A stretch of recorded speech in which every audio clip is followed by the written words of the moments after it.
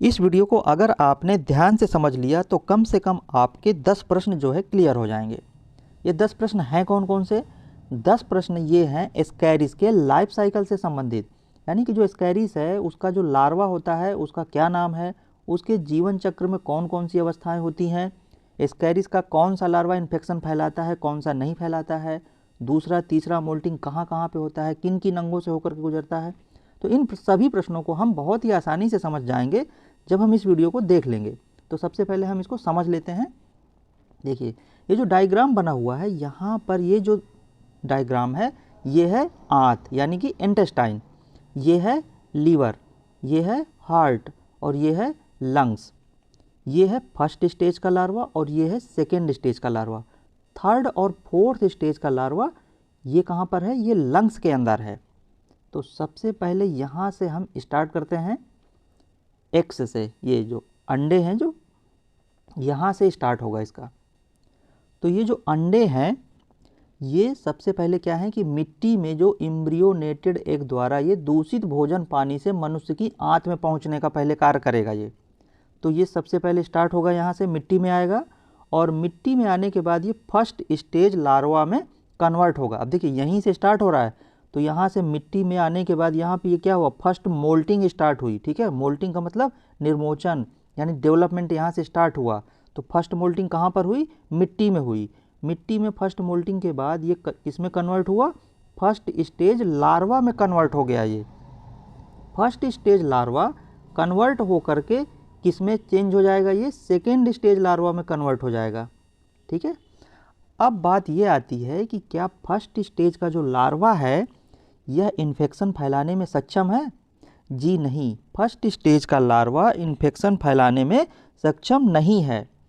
तो कौन सा लार्वा इन्फेक्शन फैलाने में सक्षम है? ये है सेकेंड स्टेज का लार्वा। तो फर्स्ट स्टेज का लार्वा का क्या नाम है? फर्स्ट स्टेज का लार्वा का नाम है रैबिडिटीफॉर्म लार्वा और सेकेंड स्टेज का लार्वा का क्या नाम है?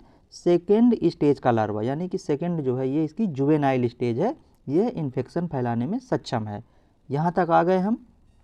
अब क्या हुआ कि मिट्टी में ये एम्ब्रियोनेटेड एग द्वारा ये दूषित जो भोजन और पानी होता है यानी कि कंटामिनेटेड जो फूड और वाटर होता है उसके द्वारा ये मनुष्य जो है मुख के द्वारा ये ग्रहण कर लेता है। यहाँ पर आ गया, मनुष्य ने क्या किया? कंटामिनेटेड जो फूड था उसमें से जो एस्कैरिस के जो अंडे थे, जो सेकेंड स्टेज का लार्वा था वो इन्फेक्शन करने में सक्षम है, उस फूड और वाटर के द्वारा माउथ के द्वारा ये मनुष्य की आंत में पहुंच गया। अभी हमें इधर का देखना है, ये वाला भाग। ठीक है, वो वाला भाग इधर का ये दूसरा है, वो बाद में देखेंगे। तो यहाँ तक आ गया ये माउथ के द्वारा। अब जब ये मुख के द्वारा ये आ गया तो ये कौन सा था? ये सेकेंड स्टेज का लार्वा था। ठीक है, तो ये अंडे से बाहर आने के बाद जब एक जुवेनाइल एनिमल 0.25 से 0.3 मिलीमीटर लंबा होता है तो यह सक्रिय थ्रेसिंग मूवमेंट करके, यहाँ से देखिए ये थ्रेसिंग मूवमेंट करके आंत्र की उपकला को छेद करके ये कहाँ पहुँचेगा? ये हिपैटिक पोर्टल वेन यानी कि यकृत निवाहिका शिरा में प्रवेश कर जाता है। ये यहाँ पर आ गया। ठीक है, अब इसके बाद यह जो है हिपैटिक पोर्टल वेन इसे लीवर में ले जाती है। ये देखिए ये जो है आंत से कहाँ पहुँच गया? ये लीवर में पहुँच गया। किसके द्वारा? हिपैटिक पोर्टल वेन के द्वारा। अब जहाँ से यह अंत में यह यकृत शिरा व पश्च महाशिरा यानी कि पोस्ट केवल वेन द्वारा यह हार्ट में पहुँच जाता है। ठीक है, अब ये लीवर से कहाँ पहुँच गया? ये हार्ट में पहुँच गया, ये हृदय में पहुँच गया। अब जो है ये हार्ट से पल्मोनरी आर्टरी द्वारा फुफ्फुसों में ले जाया जाता है। अब जो है ये कहाँ पहुँच गया? अब ये लंग्स में पहुँच गया। ये देखिए पहले कहाँ था? ये पहले ये लीवर में था, फिर हार्ट में पहुँचा, अब ये जो है लंग्स में पहुँच गया, फेफड़ों में पहुँच गया पल्मोनरी आर्टरी के द्वारा। अब यह जो है रुधिर केशिका को फाड़कर, अब यहाँ की बात हो रही है, ठीक है, फेफड़ों की बात। तो अब यह रुधिर केशिका को फाड़कर एल्वियोलस में पहुँच जाता है और लगभग 6 दिनों तक यहाँ रुकने के बाद सेकेंड स्टेज लार्वा में मोल्टिंग होता है। देखिए ये जो है सेकेंड स्टेज का जो लार्वा, अभी यहाँ पर क्या था, ये सेकेंड स्टेज का ही तो लार्वा था। तो ये जो सेकेंड स्टेज का लार्वा था ये पहले यहाँ थ्रेसिंग मूवमेंट करके लीवर में आया, फिर लीवर से हार्ट में आया, हार्ट से फिर ये लंग्स में गया। तो अब ये लंग्स में जो है सेकेंड मोल्टिंग होगी। अब देखिए मोल्टिंग जो हुआ था सबसे पहले कहाँ पे हुआ था, वो हुआ था यहाँ पर एक्स में, यानी कि मिट्टी में हुआ था पहला मोल्टिंग। अब इसके बाद जो है सेकेंड मोल्टिंग कहाँ हो गया है, सेकेंड मोल्टिंग हो रहा है यहाँ पर लंग्स में, फेफड़ों में, ठीक है। सेकेंड और थर्ड मोल्टिंग होती है फेफड़ों में, इस बात को ध्यान रखिएगा। और स्टेज जो लार्वा था वो कौन सा था, वो था सेकेंड स्टेज का लार्वा। तो अब वो कन्वर्ट किस में हो गया, वो कन्वर्ट हो गया थर्ड स्टेज लार्वा में, ठीक है। तो सेकेंड मोल्टिंग हुई और सेकेंड मोल्टिंग के बाद ये जो है थर्ड स्टेज लार्वा में कन्वर्ट हो गया। यहाँ तक बात समझ में आई। अब जो है यह जो सेकेंड स्टेज का लार्वा है यह रुधिर केशिका को फाड़कर एल्वियोलस में पहुंच गया था। तो 6 दिनों तक यहाँ रुकने के बाद ये द्वितीय अवस्था लार्वा में फिर मोल्टिंग होता है। तो फिर यह जो है थर्ड स्टेज लार्वा में चेंज हो गया। अब 4 दिन पश्चात एक और मोल्टिंग होता है जिसके फलस्वरूप ये फोर्थ स्टेज लार्वा में चेंज हो जाता है ये। तो थर्ड और फोर्थ स्टेज का लार्वा कहाँ पर होता है डेवलपमेंट इसका, ये होता है फेफड़ों में, ठीक है।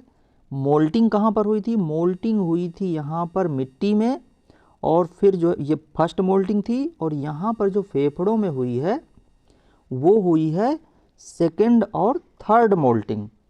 और थर्ड और फोर्थ स्टेज का लार्वा यहाँ पर ही रहता है फेफड़ों में। इसके बाद फिर क्या होगा कि चौथी अवस्था का जो लार्वा है, यानी कि फोर्थ स्टेज का जो लार्वा है, वो अपने अस्थायी निवास कूपिका को छोड़ देता है। अब यहाँ से ये छोड़ना चालू करेगा।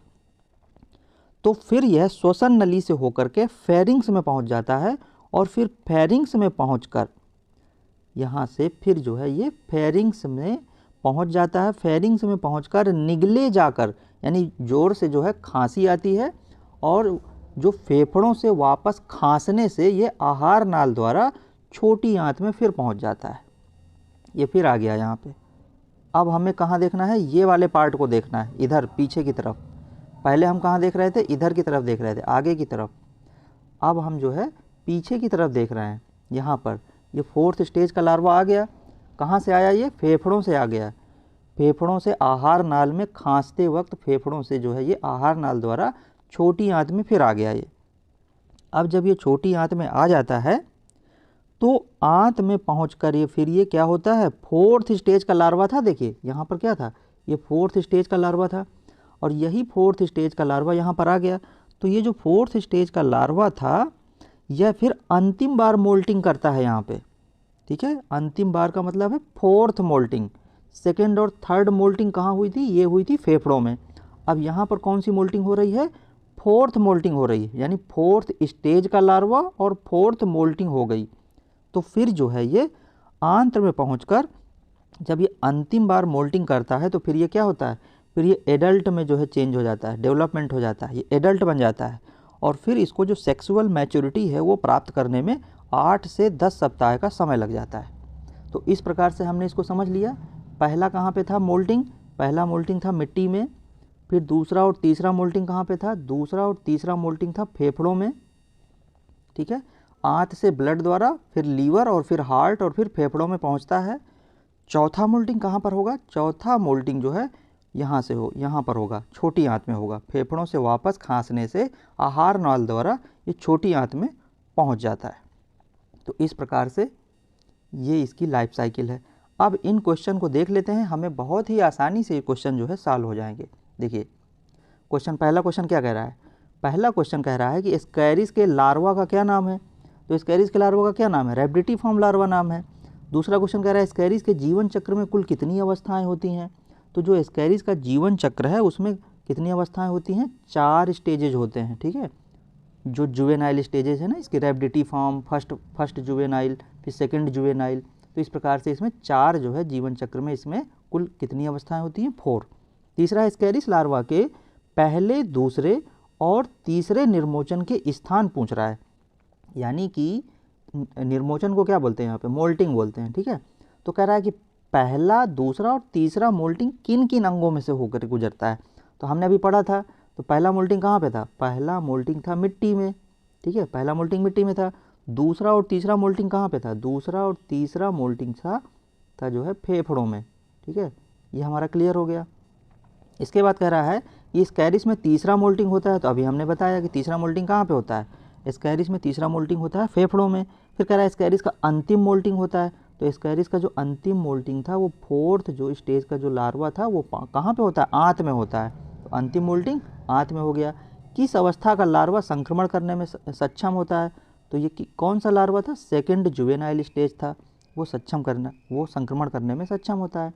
फिर है स्कैरिस में कुल कितनी मोल्टिंग होती है, तो स्कैरिस में कुल 4 मोल्टिंग होती है, ठीक है। फर्स्ट था मिट्टी में, सेकंड और थर्ड था लंग्स में, और फोर्थ था आंत में।